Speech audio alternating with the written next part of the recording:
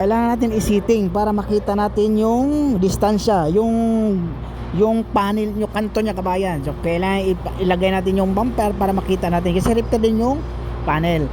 Ito kabayan, bumper ng Volkswagen siya kabayan, na Volkswagen Atlas, bagong modelo yan kabayan. Ito repair yung panel, ha? Kasama yung panel, bumper ang ni-repair ko yan. Malalim to sa kabayan, pero i-repair natin, ilihan natin, gamitin natin ng 80, 120, 180, 320. Primer na siya. Okay?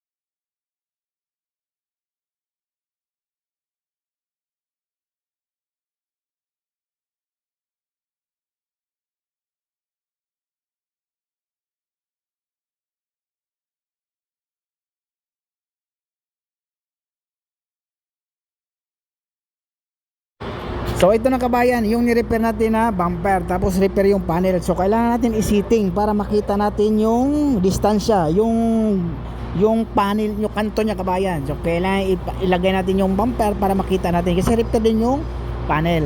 Saka yung bumper repair, so kailangan makita natin yung, tingnan mo kabayan, no, yung kanto kung diretso ba. So nilagyan natin ng tip yan, okay na yan siya. Yan, no, tingnan mo kabayan, no. So importante, napaka-importante ito sa kabayan pag repair. Tapos lilihain pa natin itong 400 kasi paglagyan natin ng primer to sigurado kulubot pa rin siya kabayan. So pinuhin natin to, 320 na to siya. Titirahin pa natin ng 400 para smooth na siya pag primer. Kasi pag ganyan kabayan, plastic yan kabayan, di ba? Tapos pag ilihan natin yan i-primer yung kabayan, kahit maka-apat na patong ganun pa rin, so medyo magaspang. So titirahin natin ng 400 yan para paglagay ng primer hindi gaano magaspang. Yan ang kabayan, oh. Tapos na, 'di ba? Yung linya, yung linya.